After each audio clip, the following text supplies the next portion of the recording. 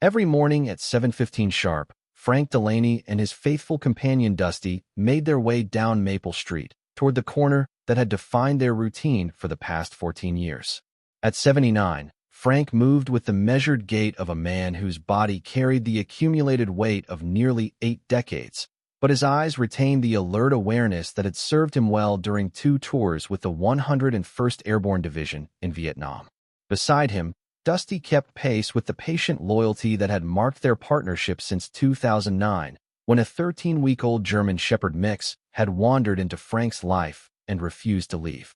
The town of Elkwood, Colorado existed in that comfortable space between city and wilderness, where mountain air carried the scent of pine trees and coffee from Molly's Diner, the only restaurant within 20 miles that served breakfast before 8 a.m. Frank had discovered Molly's during his first week in Elkwood, drawn by the simple promise of black coffee and eggs over easy without the questions that sometimes accompanied veteran discounts at more modern establishments. Dusty had been with Frank for almost every one of those morning visits, a graying presence whose quiet dignity seemed to understand the unspoken rules of small-town diners. He never begged for food, never bothered other customers, and spent most of each visit sleeping peacefully beside Frank's usual booth, while his human companion read the Denver Post and watched the sunrise paint the Rockies in shades of gold and crimson. If you believe that loyalty comes in many forms, and that some bonds transcend species to honor the deepest human values of faithfulness and service, hit that like button and subscribe for more stories about the quiet heroes who walk among us on 2 legs and 4.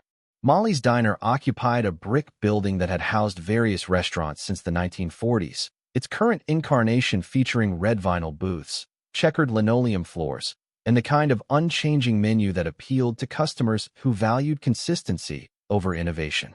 The morning crowd consisted mostly of local workers grabbing coffee before their commutes, retirees who appreciated the unhurried atmosphere, and truckers who knew that Molly's served real food instead of the processed offerings available at highway chain restaurants. Frank's usual booth sat near the large front window, providing a clear view of the street while allowing Dusty to position himself where he could observe the dining room without blocking traffic flow. The arrangement had worked perfectly for 14 years, with successive generations of waitresses learning to bring Frank black coffee and whole wheat toast while providing Dusty with a bowl of fresh water and the occasional scratch behind the ears. "Morning, Frank," called Sue Patterson from behind the counter as Frank and Dusty entered the diner. At 55, Sue had been serving coffee at Molly's for nearly 2 decades, long enough to know every regular customer's preferences and most of their personal histories. "The usual? Always appreciate it, Sue," Frank replied, settling into his booth while Dusty assumed his customary position on the floor beside the table. "How's your grandson doing with his college applications?" "Got accepted to Colorado State," Sue beamed, pouring Frank's coffee from the pot she carried specifically for customers who preferred their morning caffeine strong enough to wake the dead. "Says he wants to study veterinary medicine." Frank smiled, glancing down at Dusty, who had positioned himself with the precise spacing that allowed restaurant traffic to flow around him without disturbance. "Good choice. The world needs people who understand that animals have as much dignity as humans, sometimes more." Sue nodded agreement, having observed Frank and Dusty's morning routine long enough to appreciate the quiet bond between man and dog that spoke of shared experiences and mutual dependence. She'd heard fragments of Frank's military history over the years, references to Vietnam, the Airborne, friends who hadn't made it home, but had learned that veterans of Frank's generation preferred to share their stories gradually rather than in response to direct questions. The morning proceeded according to its established rhythm until 8:30, when the diner's atmosphere changed with the arrival of someone new. A young man in an expensive suit entered with the confident bearing of someone accustomed to authority, his appearance suggesting corporate management rather than the blue-collar clientele that typically frequented Molly's during breakfast hours. Frank noticed the newcomer immediately, his military-trained awareness automatically cataloging potential threats or changes to familiar environments. The man's behavior patterns suggested official business rather than casual dining, too much attention to details, too little interest in the menu, and the kind of systematic observation that marked either law enforcement or corporate oversight. "Are you the new manager?" Sue asked as the young man approached the counter with obvious purpose. Jason Miller, District Operations Supervisor for Mountain View Restaurant Group, he replied, producing a business card and clipboard. We acquired Molly's last month as part of our expansion into rural markets. I'm here to implement compliance standards that bring this establishment up to corporate specifications. Frank continued reading his newspaper, but his attention was now focused on the conversation taking place at the counter. Corporate acquisitions of small-town businesses rarely improve conditions for longtime customers, and Frank's experience with bureaucratic changes during his military service had taught him to be suspicious of officials who spoke in management jargon. We've been running this place just fine for 20 years, Sue replied with the polite firmness that experienced waitresses used when dealing with difficult customers. Our health department ratings are excellent, and we've never had complaints about our food or service. I'm sure you've done your best with limited resources, Miller said condescendingly, consulting his clipboard. But corporate standards require systematic improvements to ensure consistent customer experience across all locations. Miller's gaze swept the dining room, stopping when he noticed Dusty lying quietly beside Frank's booth. His expression shifted from professional authority to obvious disapproval. Ma'am, animals are not permitted in food service establishments, Miller announced loudly enough for everyone in the diner to hear. This is a serious health code violation that needs to be addressed immediately. Sue glanced toward Frank's booth, her expression showing the discomfort of someone caught between long-time loyalty and new authority. Sir, Dusty's been coming here with Mr. Delaney for 14 years. He's never caused any problems, and the health inspector has never objected to his presence. Previous management may have ignored regulations, but we operate according to professional standards, Miller replied, walking toward Frank's booth with the determined stride of someone preparing to assert authority. Sir, your animal needs to leave immediately, or I'll have to ask you both to find somewhere else to eat. Frank looked up from his newspaper, meeting Miller's eyes with the calm expression of someone who'd faced more serious challenges than corporate bureaucrats. His name is Dusty, and he's been my companion since 2009. He doesn't bother anyone, doesn't beg for food, and has better manners than most people. I don't care what his name is, Miller responded. Animals are prohibited in dining establishments. It's not personal, it's policy. He's not just any animal, Frank replied quietly. He's been with me longer than most people stay married. We're a team. Miller's expression showed no sympathy for Frank's explanation. Sir, your personal attachment to your pet doesn't override health department regulations. You can either remove the animal immediately, or I'll call the authorities to have both of you removed. The diner had gone completely quiet, with every customer and employee watching the confrontation between the elderly veteran and the young corporate manager. Frank felt the familiar weight of being forced to choose between dignity and conflict, a situation he'd encountered too often since retiring from active duty. Stories about Vietnam don't give you the right to violate sanitary standards, Miller continued, his voice carrying the dismissive tone that bureaucrats used when dealing with people they considered irrelevant. I'm sure you served your country, but that doesn't mean rules don't apply to you. Frank stood slowly, his movements careful but controlled. He reached into his wallet and placed enough money on the table to cover his coffee and tip, then looked down at Dusty, who had risen and positioned himself at Frank's side with the automatic precision of long partnership. Come on, boy, Frank said softly. Seems like we're not welcome here anymore. Sue started to protest, but Frank raised his hand slightly to forestall any argument that might cost her job. He understood corporate hierarchies well enough to know that challenging management decisions in public rarely help the employees caught in the middle. Frank and Dusty walked toward the door while every customer in the diner watched in uncomfortable silence. At the threshold, Frank paused and turned back toward Miller. You know what the difference is between a dog and most people? Frank asked quietly. A dog's loyalty doesn't depend on convenience or corporate policy.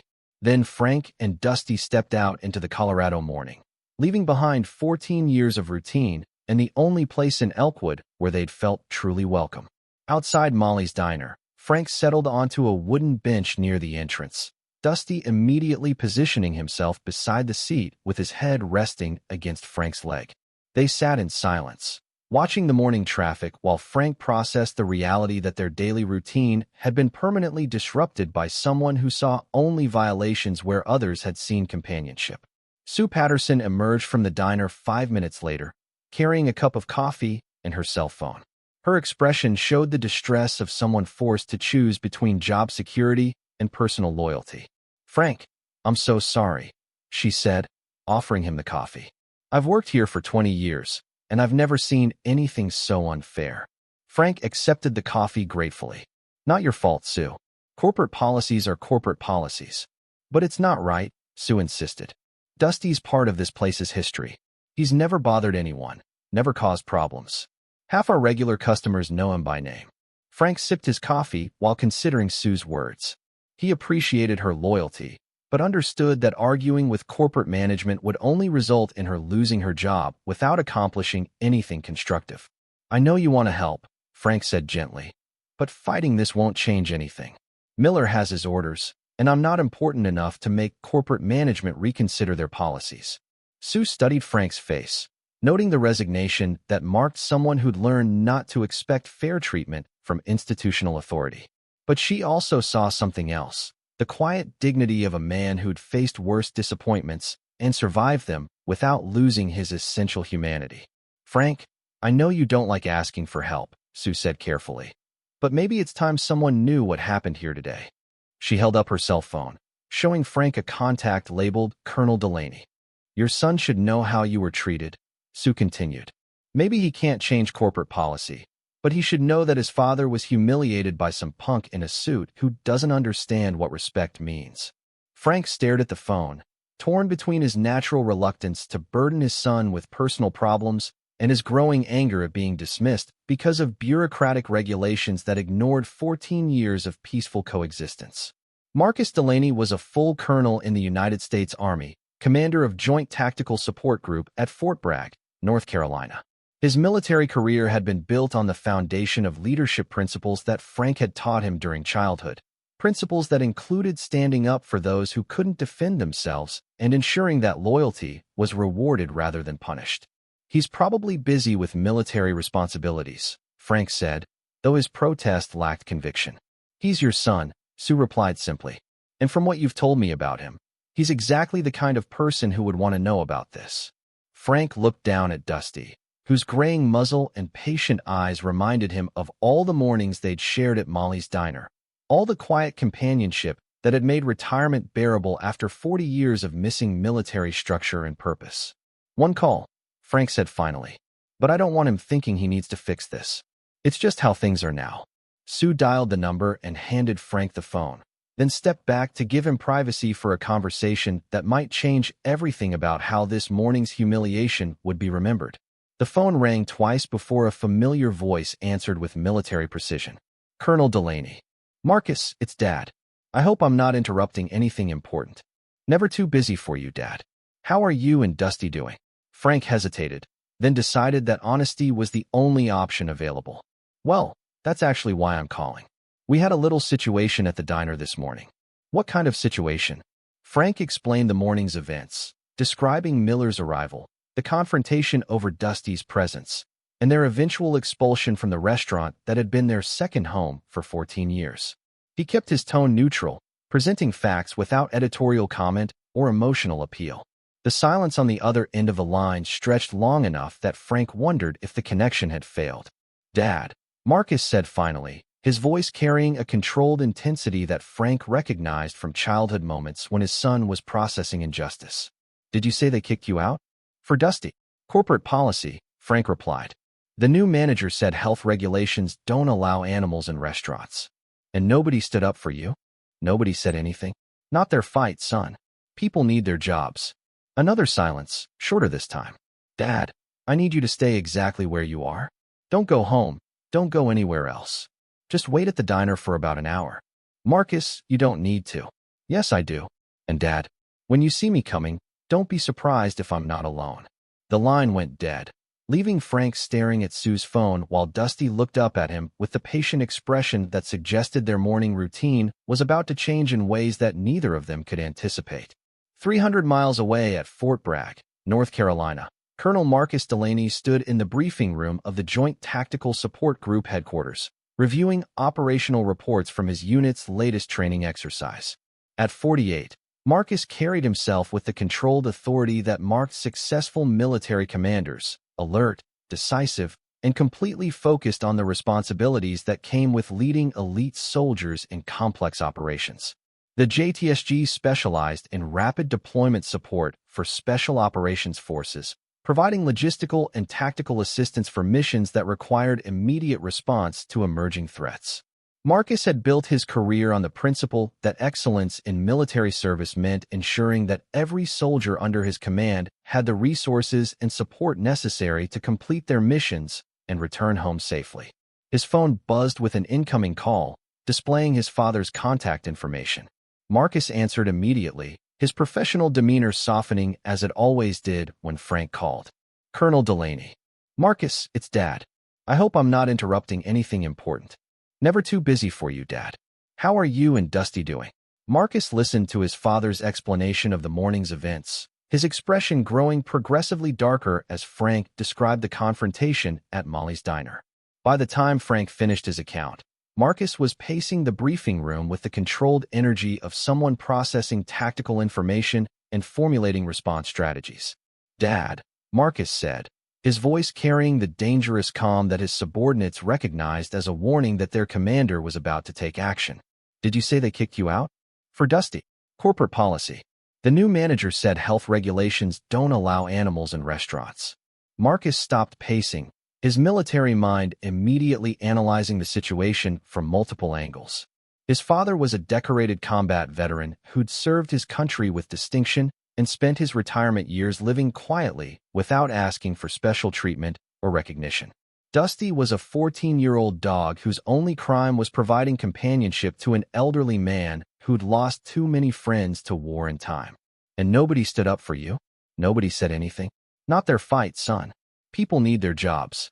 Marcus understood his father's acceptance of the situation, but disagreed fundamentally with the premise that injustice should be tolerated simply because challenging it might be inconvenient for bystanders.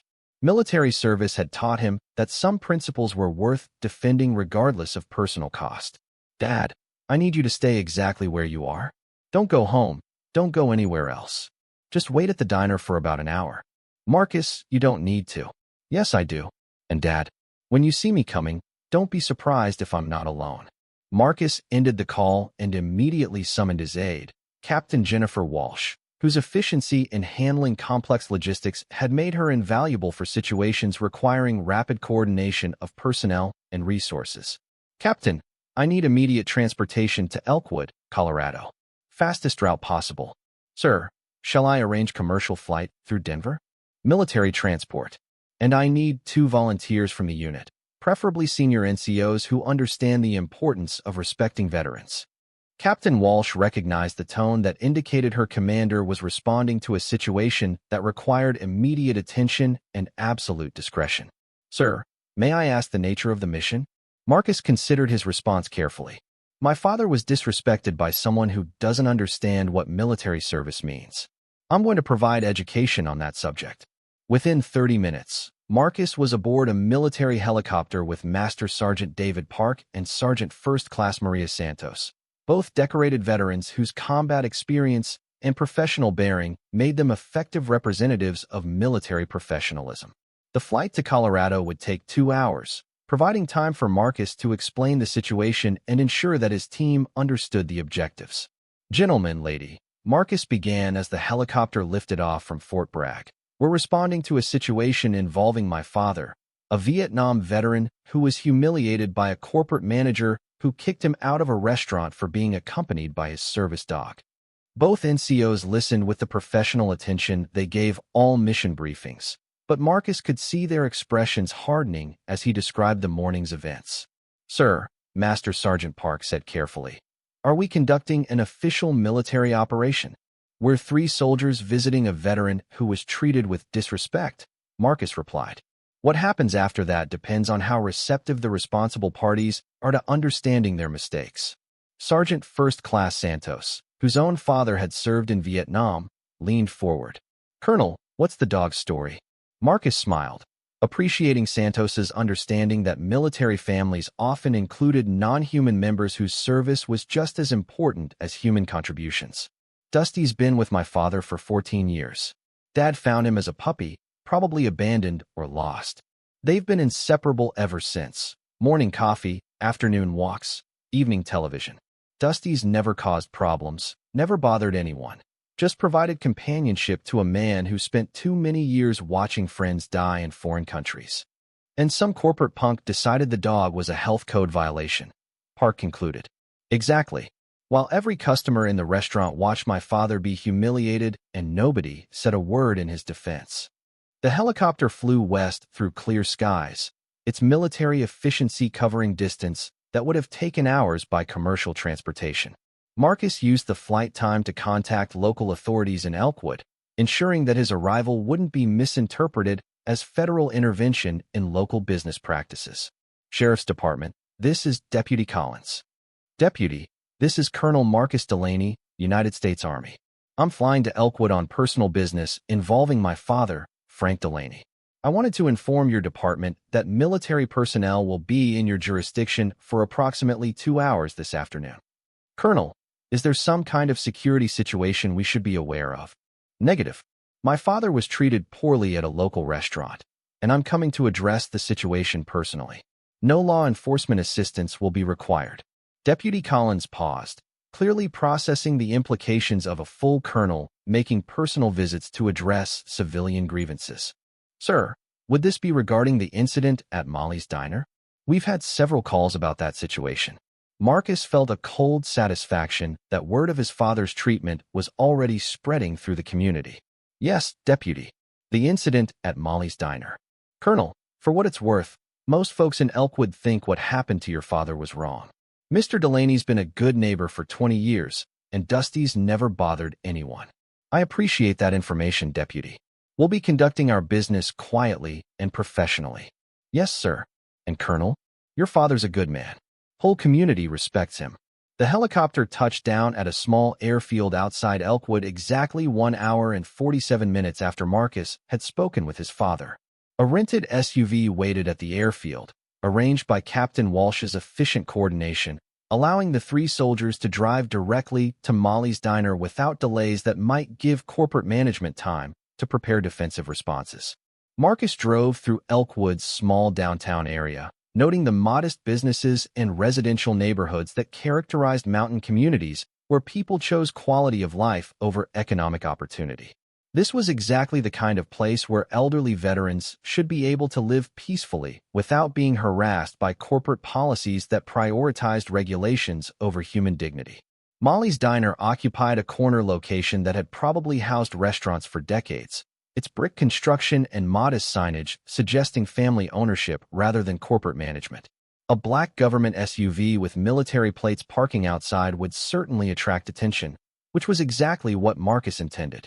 He spotted his father immediately, sitting on a bench outside the restaurant with Dusty positioned loyally at his side, both of them maintaining the patient dignity that characterized people and animals who'd learned to endure disappointment without losing their essential decency. Marcus parked the SUV and emerged with Master Sergeant Park and Sergeant First Class Santos, their military bearing unmistakable despite civilian clothing. All 3 wore clothing that suggested federal authority without explicitly displaying military rank or unit identification. Frank stood as his son approached, his expression showing surprise at the rapid response and the professional appearance of Marcus's companions. Dad, Marcus said simply, embracing his father with the genuine affection that had sustained their relationship through military deployments and geographical separation. How are you holding up? I'm fine, son. You didn't need to fly all the way out here for something this trivial. Marcus knelt to greet Dusty, scratching the old dog's ears while noting the graying muzzle and patient eyes that spoke of years spent providing loyal companionship to a man who deserved better treatment than he'd received that morning. Hey, Dusty, Marcus said gently. Heard you had some trouble with corporate management today. Dusty's tail wagged slowly, his canine instincts recognizing friendly attention from someone his human trusted completely. Dad, this isn't trivial, Marcus continued, standing to face his father. You're a combat veteran who served this country with honor. Dusty's been your companion for 14 years. Neither of you deserve to be humiliated by some corporate bureaucrat who doesn't understand what loyalty means. Master Sergeant Park and Sergeant First Class Santos positioned themselves flanking Marcus, their presence adding weight to his words without appearing threatening to civilian observers. Marcus, I appreciate you coming, but I don't want you making trouble for yourself over an old man's hurt feelings. Dad, you taught me that respect isn't something people should have to ask for. It's something they earn through their actions, and you've earned more respect than most people receive in their entire lives. Marcus turned toward Molly's diner, his expression shifting to the controlled authority that had made him effective in commanding elite military units. Now, I think it's time someone explained to Mr. Miller what military service means and why dismissing veterans is unacceptable behavior. The three soldiers walked toward the diner entrance, their coordinated movement and professional bearing immediately apparent to everyone inside the restaurant. Marcus pushed open the door and surveyed the dining room, quickly identifying the young man in the expensive suit who was studying paperwork at a corner table. Jason Miller looked up as the three soldiers entered, his expression shifting from mild curiosity to obvious nervousness as he processed their military bearing and purposeful approach to his table. Mr. Miller? Marcus said politely. I'm Colonel Marcus Delaney. I believe you met my father this morning. Miller's face went pale as he connected the name with the elderly veteran he'd ejected earlier. Colonel, if this is about the health code violation, it's about respect, Marcus interrupted, his voice carrying the quiet authority that made subordinates pay attention without requiring raised volume. Specifically, the respect that my father has earned through 40 years of military service and 20 years of being a good neighbor in this community.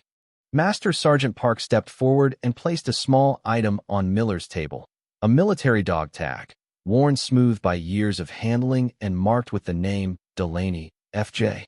This belonged to Frank Delaney during his service with the 101st Airborne Division in Vietnam, Park explained. He carried it through 2 combat tours, including operations where American soldiers died protecting the freedom that allows corporations to operate restaurants in peaceful communities. Sergeant First Class Santos added her own contribution, a folded letter with official military letterhead, its formal language describing commendations earned by Frank Delaney for leadership during combat operations that had saved American lives. Your corporate policies may not recognize the value of military service, Santos said quietly, but this community does. Mr. Delaney and Dusty have been welcome here for 14 years because local people understand that some relationships transcend bureaucratic regulations.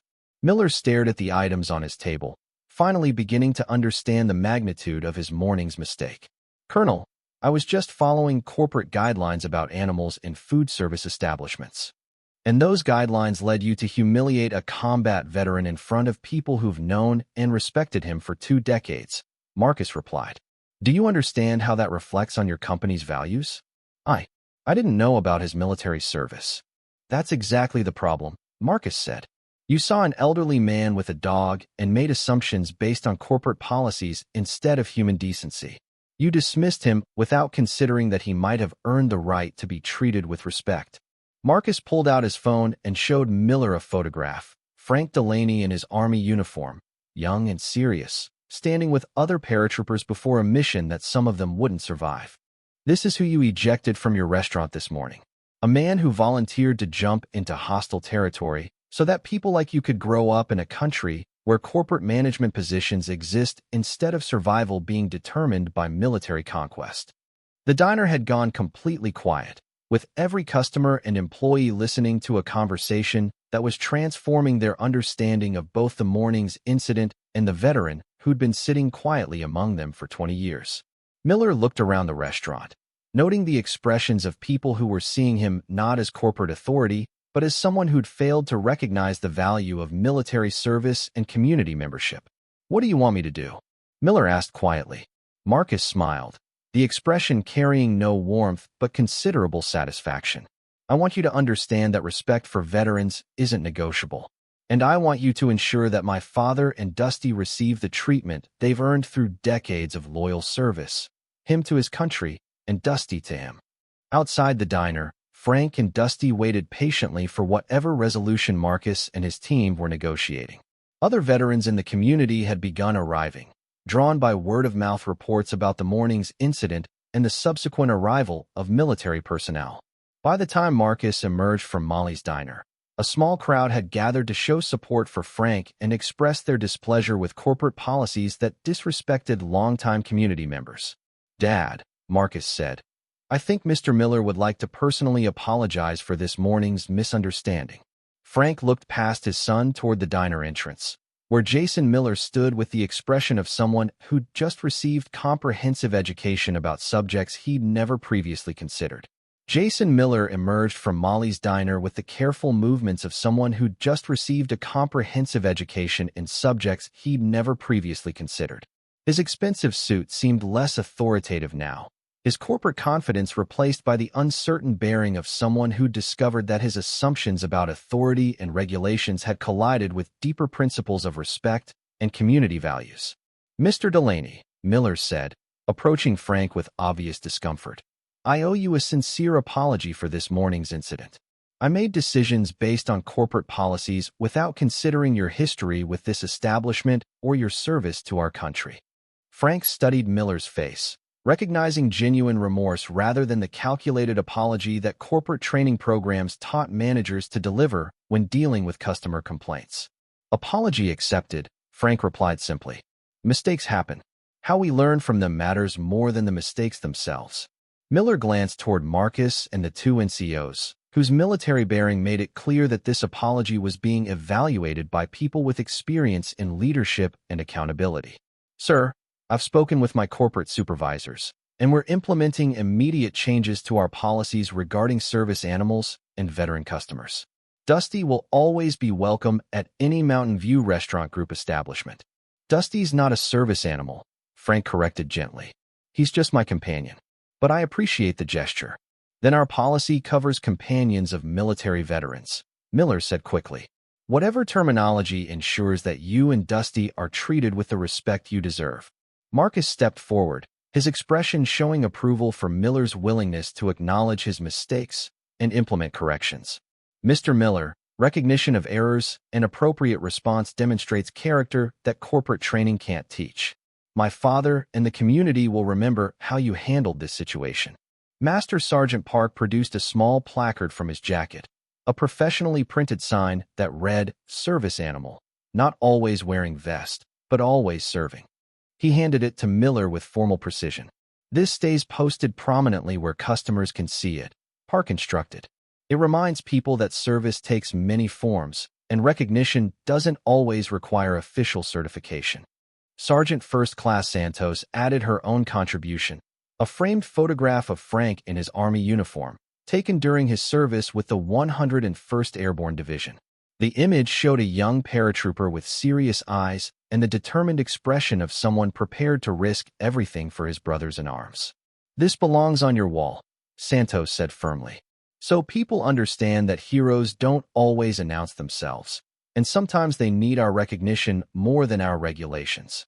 Miller accepted both items with the reverence appropriate for artifacts that represented sacrifice and service beyond his previous understanding. "These will be displayed permanently. And Mr. Delaney, your breakfast will always be complimentary here. It's the least we can do to acknowledge your service."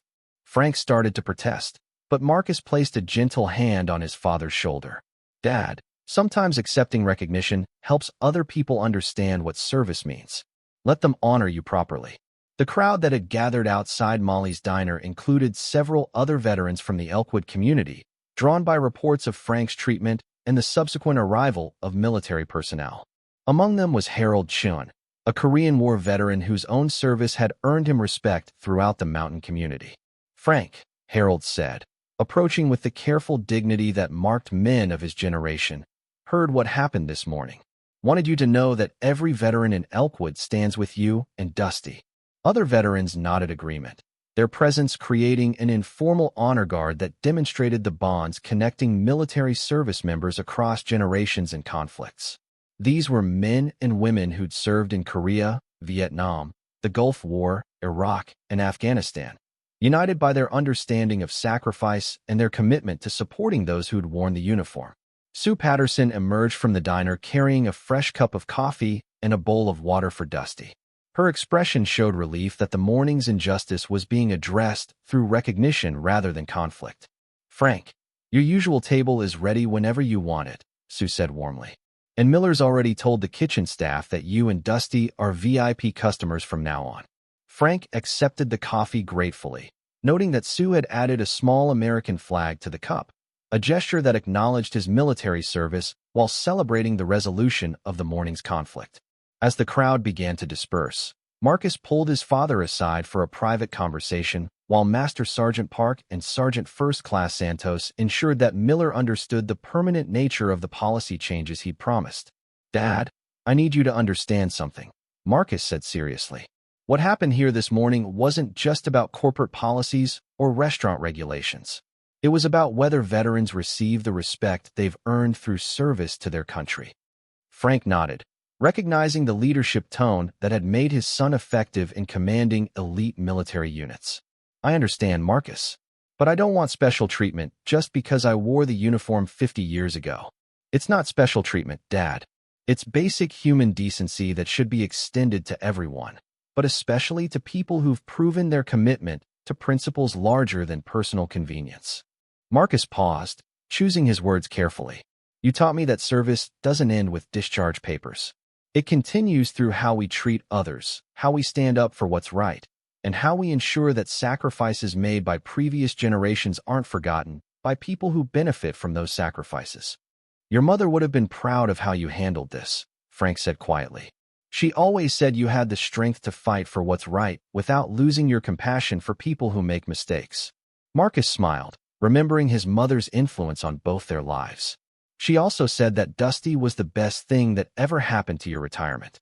Something about how he gave you purpose when you needed it most."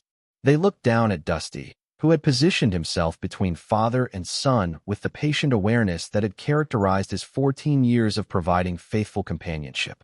The old dog's graying muzzle and wise eyes reflected a lifetime of shared experiences, quiet mornings, and loyal presence during moments when human company wasn't enough.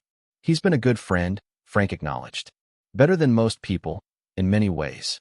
"Dad, there's something else I want to discuss with you," Marcus said, his tone becoming more formal.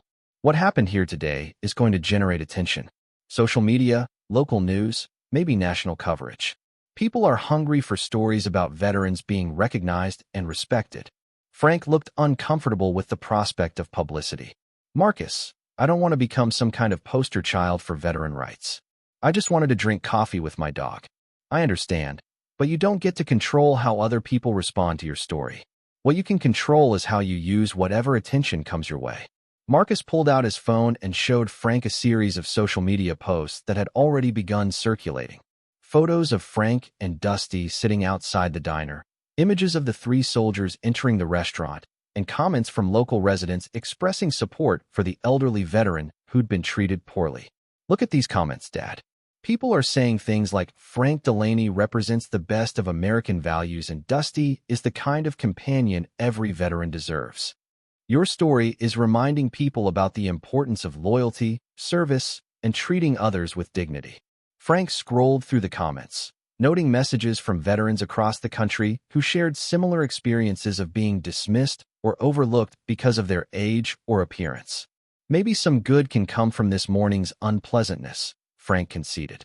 3 hours later, Miller had been replaced by the restaurant's original owner, Margaret "Molly" Sullivan, who'd sold the business to Mountain View Restaurant Group but maintained partial ownership and oversight authority. Molly's arrival coincided with the installation of a permanent memorial corner honoring local veterans, featuring Frank's military photograph alongside images of other community members who'd served their country. "Frank Delaney," Molly announced to the assembled crowd, "has been a cornerstone of this community for 20 years. He and Dusty represent the kind of loyalty and quiet dignity that makes small towns worth preserving." She unveiled a new addition to the diner's decor, a custom-made sign reading, "Dusty's Corner," positioned near Frank's usual booth, with a small plaque explaining that the area was reserved for veterans and their companions in recognition of their service to the community and country. "This isn't about special privileges," Molly continued. "It's about acknowledging that some customers have earned our gratitude through sacrifices that most of us can't fully comprehend." Frank accepted the recognition with characteristic humility, but the emotion in his voice was evident when he spoke to the crowd that had gathered to support him. I never expected this kind of attention for something as simple as wanting to share coffee with my companion, Frank said. But if this morning's events remind people to look beyond appearances and recognize the value of loyalty, whether it comes from humans or animals, then something good has come from an unpleasant situation. He reached down to scratch Dusty's ears, the old dog responding with the gentle contentment that marked their relationship. Dusty's been with me for 14 years, through good days and difficult ones. He never asked for recognition or special treatment. He just provided faithful companionship to someone who needed it. That's the kind of loyalty that deserves respect, regardless of species.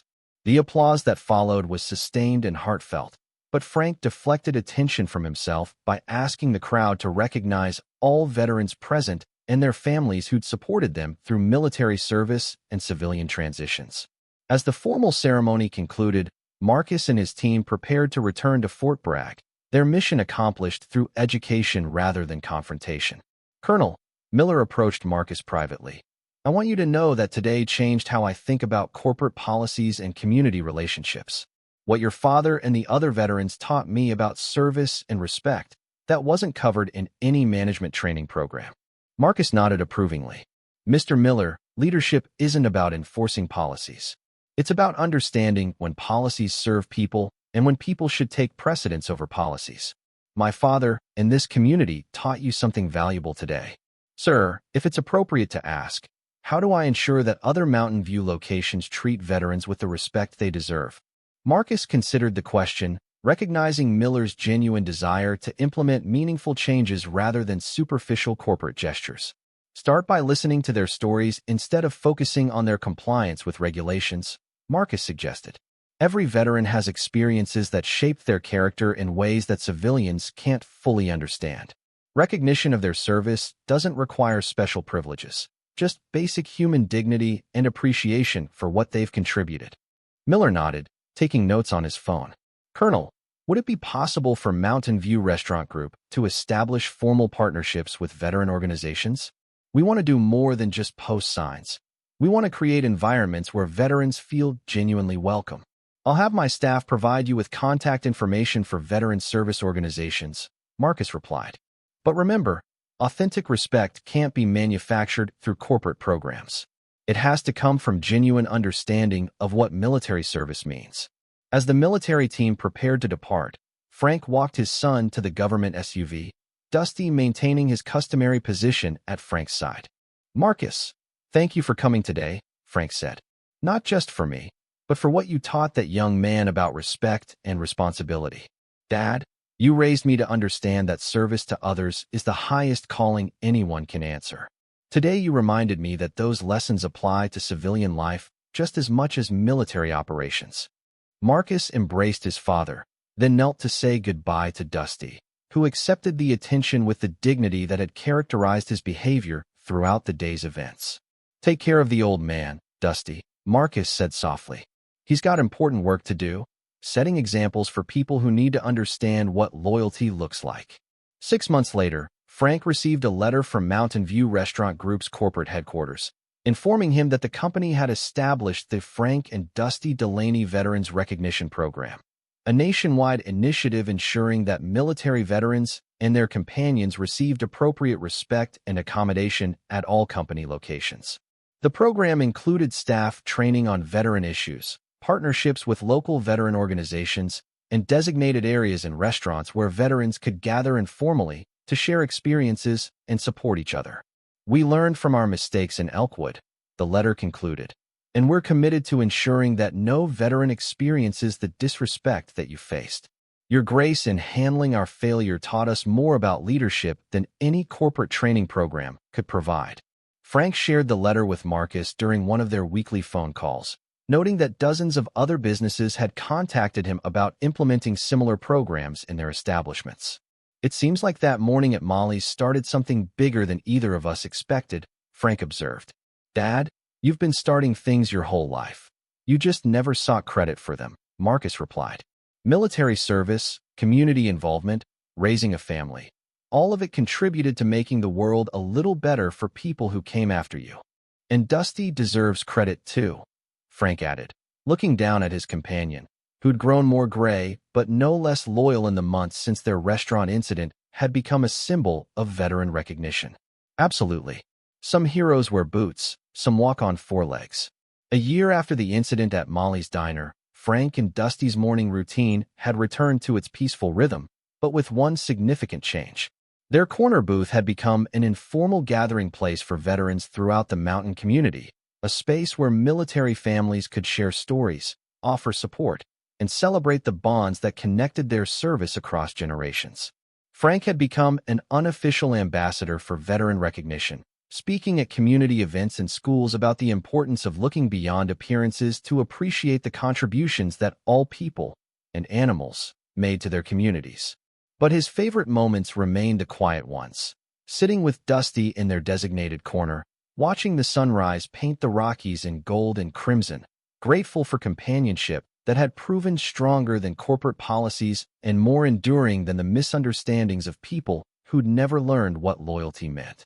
Some battles, Frank had learned, were won not through confrontation but through patience, dignity, and the willingness to let others discover the value of principles that needed no announcement. Just consistent example. In his wallet, Frank carried a photograph that Marcus had given him. The three soldiers standing outside Molly's Diner, their military bearing a reminder that service took many forms and continued long after uniforms were retired. But the image Frank treasured most was simpler, a candid shot of him and Dusty in their corner booth, sharing a peaceful morning in a place where loyalty was finally recognized and respected. Some heroes, Frank knew, wore ribbons and medals. Others wore gray muzzles and carried themselves with quiet dignity that spoke louder than any award. The best heroes, he discovered, simply showed up every day and provided faithful companionship to those who needed it most.